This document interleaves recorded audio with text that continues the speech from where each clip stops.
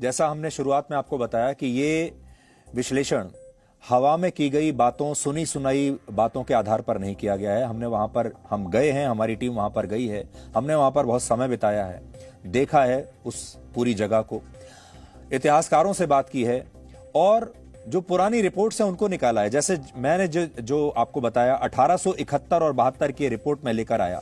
इसमें बड़ी बात यह है कि आज के जमाने में जब भी हम इन ऐतिहासिक तथ्यों को चुनौती देने की कोशिश करते हैं तो एक खास वर्ग हमारे देश का, कुछ विपक्षी नेता, कुछ बुद्धिजीवी, मीडिया का एक सेक्शन और जो लिबरल लोग हैं, वो ये कहना शुरू करते हैं कि अब इतिहास को बदला जा रहा है, जो कि सही बात नहीं है।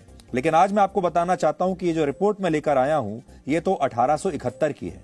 उस समय ना तो कांग्रेस का शासन था, ना बीजेपी का शासन था, अंग्रेजों का शासन था। और ये अंग्रेजों के शासन द्वारा, अंग्रेजों की सरकार द्वारा तैयार की गई एक रिपोर्ट है और उस समय का जो आर्कियोलॉजिकल सर्वे ऑफ इंडिया था उसने इस रिपोर्ट को तैयार किया है। इसलिए कम से कम इस रिपोर्ट पर तो आपको विश्वास करना चाहिए, भरोसा करना चाहिए।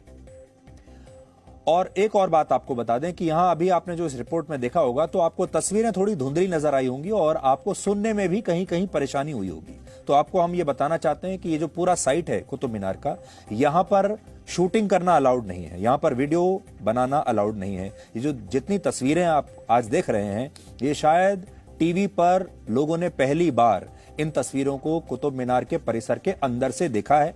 और ये सारी तस्वीरें हमने मोबाइल कैमरे के जरिए, ये सारे वीडियोस मोबाइल कैमरे के जरिए बनाए हैं। इसीलिए आपको तस्वीरों की जो क्वालिटी है हो सकता है उतनी अच्छी ना लगी हो और ऑडियो में भी, आवाज में भी आपको सुनने में थोड़ी परेशानी हो रही होगी, क्योंकि ये बहुत मुश्किल से बनाए गए वीडियोस हैं और ये मोबाइल फोन से बने हुए वीडियोस हैं।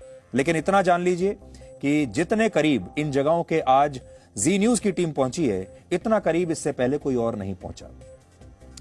इस मामले में दिल्ली की एक अदालत में भी एक याचिका दायर हुई है जिसमें कहा गया है कि कुतुब मीनार कॉम्प्लेक्स में स्थित तमाम स्मारक मंदिरों को तोड़कर ही बनाए गए हैं, इसलिए वहां हिंदुओं और जैन धर्म के लोगों को धार्मिक अनुष्ठान करने की इजाजत दी जाए।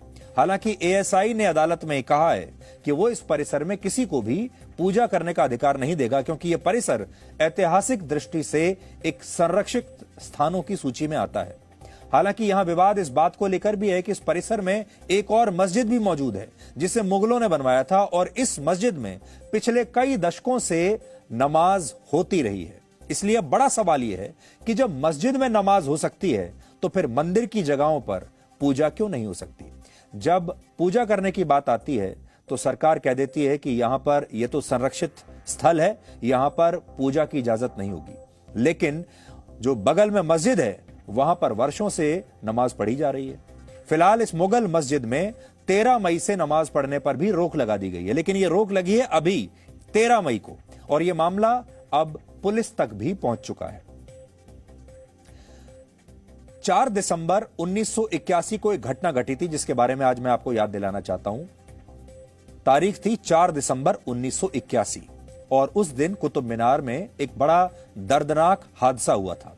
उस समय दिल्ली और फरीदाबाद के कुछ स्कूलों के बच्चे कुतुब मीनार देखने के लिए आए हुए थे और कुतुब मीनार के अंदर जो सीढ़ियां हैं ऊपर जाने के लिए वो बहुत सकरी हैं। कहा जाता है कि उस सीढ़ी से 1 या 2 लोग ही ऊपर जा सकते हैं एक बार में। इसलिए एक साथ कई बच्चे जब अंदर चले गए वहां तो वहां अचानक से भीड़ हो गई, भगदड़ मच गई। मीनार के अंदर की खिड़कियां पहले से ही बंद थीं और जब अचानक से उस दिन वहां पर बिजली चली गई तो मीनार के अंदर बिल्कुल अंधेरा हो गया, जिसकी वजह से वहां भगदड़ मच गई और इस भगदड़ में 30 स्कूली बच्चे मारे गए और इन 30 स्कूली बच्चों समेत कुल मिलाकर 45 लोग इस कुतुब मीनार के अंदर ही मर गए। यह उस वक्त की एक बहुत बड़ी खबर थी। जो मैं आपको बताना चाह रहा हूं वो ये कि यह वो जमाना था जब स्कूल के बच्चों को कुतुब मीनार देखने के लिए बाकायदा ले जाया जाता था। जब मैं स्कूल में पढ़ता था, यह उसी जमाने की बात है, तो हमें भी स्कूल से कुतुब मीनार एक बार ले जाया गया था, मुझे आज भी याद है। स्कूल से हमें कुतुब मीनार ले जाया गया और हमें यह बताया गया कि यह मीनार कितनी अद्भुत है, यह कैसे हमारे देश का एक बहुत बड़ा ऐतिहासिक स्थल है और इसे दिल्ली सल्तनत के बादशाह कुतुबुद्दीन ऐबक ने बनवाया था। तब मैं और मेरे जैसे बहुत सारे स्कूल के छोटे बच्चे थे और जब हमने पहली बार इस मीनार को देखा तो हमने क्या सोचा, हमारे दिमाग में, छोटे बच्चों के दिमाग में यही आया कि कुतुबुद्दीन ऐबक कोई बहुत महान बड़ा बादशाह था और उसने इतनी विशाल कुतुब मीनार का निर्माण कराया। यानी बचपन से ही हमारे मन में ये बातें भर दी गई और हमने भी मानसिक रूप से इन बातों को और इन विचारों को स्वीकार कर लिया। और जो उस देश में जितनी भी पीढ़ियां आईं और जब वो बड़ी हुई, वो इसी जानकारी के साथ पीढ़ियां आईं और चली गईं। इसी जानकारी के साथ हम बड़े हुए, स्कूलों में पढ़ा, कॉलेजों में पढ़ा। Presenting V News app, available on Google Play and App Store. Download it now.